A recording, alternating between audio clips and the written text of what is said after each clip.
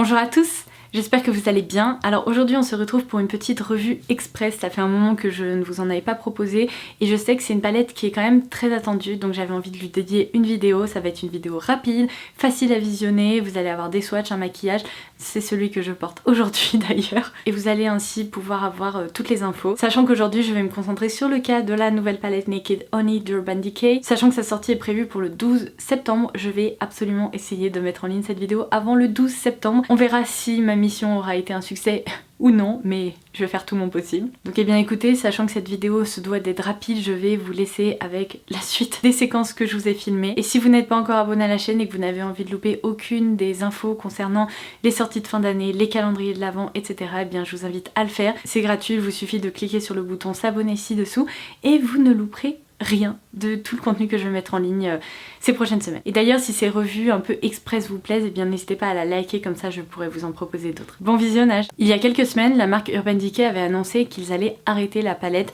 Naked, donc la première palette que la marque avait sortie, qui était quand même une palette assez iconique. Alors pour tout vous dire, je ne sais pas vraiment si c'était un coup de com' ou si c'est la réalité. Le fait étant que la palette Naked est encore disponible dans plein de magasins et sur les shops de Sephora. Donc je ne sais pas s'ils ont seulement arrêté la production et qu'ils ne la proposeront plus lorsqu'elle sera sold out, ou qu'ils ne l'ont tout simplement pas retirée des comptoirs. Mais il faut dire que la gamme des palettes Naked est maintenant très étoffée. Il y en a beaucoup qui sont sortis au fur et à mesure du temps. Donc la dernière annoncée, c'était la Naked Honey. Il y a, il me semble, des visuels qui ont fuité sur internet et là ça y est, elle arrive enfin. Donc en termes de packaging, eh bien ça ne va pas du tout vous étonner. On est sur un packaging de palette Naked complètement classique. Un packaging compact, résistant, c'est vraiment une palette qui peut être transportée sans problème. Je trouve l'écrin plutôt sympa, on est vraiment sur une couleur bronze chaude, une couleur assez mielée mais assez foncée. Et on est également sur une fermeture magnétique de la palette et non un espèce de petit crochet qui est hyper compliqué à ouvrir, donc ça me plaît. À l'intérieur des palettes Naked, on retrouve un grand miroir mais aussi un pinceau double embout et c'est le cas pour la Naked Honey. Ça c'est vraiment top parce qu'autant les petits doubles embouts en mousse ont tendance à finir à la poubelle chez moi,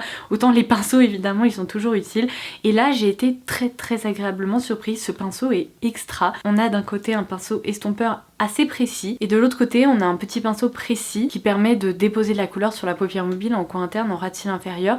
Je trouve que cette association là des deux pinceaux est vraiment géniale et quand je m'en suis servie pour réaliser mon maquillage, eh bien je n'ai pas du tout été déçue. Alors je vais pas vous cacher que lorsque j'ai ouvert cette palette, j'ai regardé l'harmonie et je me suis dit mais qu'est-ce qui se passe là-dedans? Parce qu'en fait la teinte Honey, lorsqu'on la regarde pour la première fois, on a vraiment l'impression que c'est un vert et je me suis dit mais qu'est-ce qu'une teinte verte vient faire dans une palette autour de la thématique du miel? Pour moi ça n'avait aucun sens. Alors quand j'ai commencé à swatcher la palette et que je l'ai regardée de plus près, j'ai commencé à comprendre que ce n'est pas exactement un fard vert, c'est plutôt un fard doré assez jaune que l'œil pourrait penser qu'en fait il tire vers le vert un peu anis, mais ce n'est pas vraiment le cas.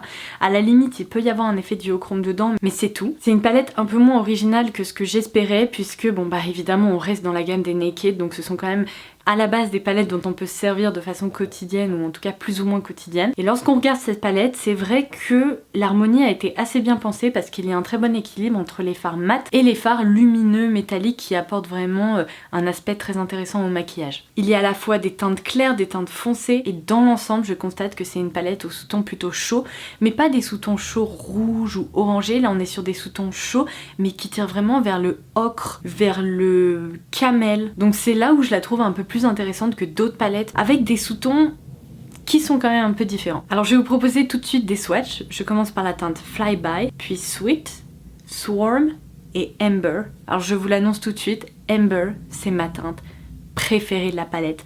Je m'y attendais pas et je la trouve sublime. C'est vraiment une teinte hyper riche, lumineuse, qui reflète hyper bien la lumière. C'est vraiment une teinte que je trouve unique et franchement j'en ai jamais vu de similaire chez Urban Decay, ou alors en tout cas je suis passée à côté.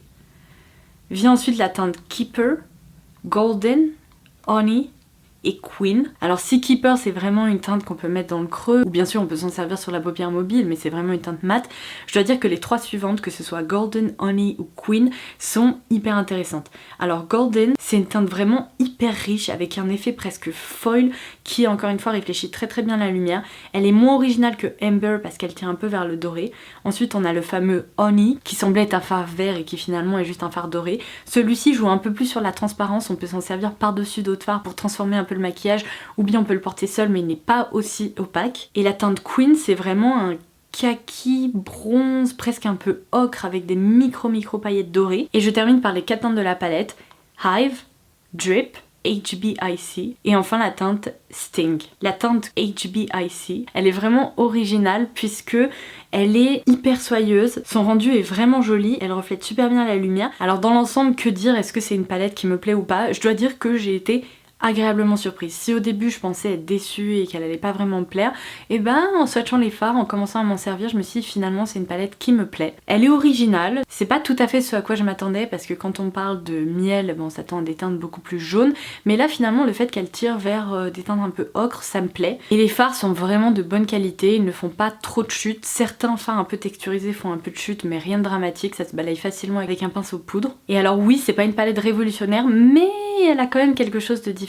Avant de vous laisser, je vais vous montrer comment j'ai réalisé ce maquillage que je portais dans l'intro de ma vidéo. Et vous allez voir à quel point les fards se travaillent tout de même facilement. J'ai commencé par appliquer la teinte Keeper dans le creux de ma paupière. Il s'agit vraiment ici du fard de définition. En ras de cils inférieur, j'ai bien évidemment utilisé aussi la teinte Keeper. Pour le dégradé, j'ai utilisé un mélange de Sweet and Swarm.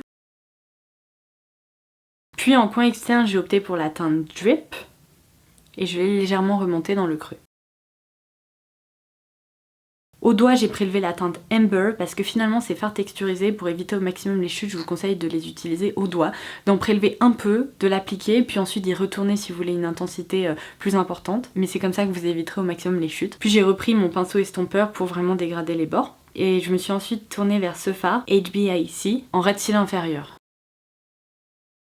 En coin interne, j'ai opté pour la teinte Flyby, qui en apparence semble être un fard cher, tout ce qu'il y a de plus classique, mat, pas très intéressant.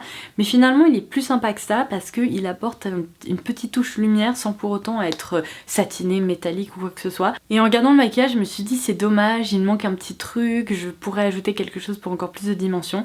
Et c'est là où Honey intervient. Je l'ai appliqué vraiment au centre de la paupière et en ras de cils inférieur uniquement au centre pour apporter ce côté légèrement doré, un peu duochrome, et je trouve qu'il a vraiment apporté un truc très sympa au maquillage. Après ça, il a suffi que je trace un trait de liner avec une virgule un peu étirée pour agrandir le regard. J'ai également utilisé un Heavy Metal d'Urban Decay dont je vous laisserai la référence en barre d'infos ci-dessous pour un effet double liner. Et puis hop, j'ai appliqué mon mascara et le tour était joué. Et franchement, eh bien, ce maquillage me plaît et je pense qu'il y a pas mal d'autres options qu'on peut réaliser avec cette palette, d'où le fait que ma revue est finalement assez positive. Donc à vous de juger si cette palette a besoin de rejoindre votre collection ou pas, dites-moi ce que vous en pensez en commentaire ci-dessous.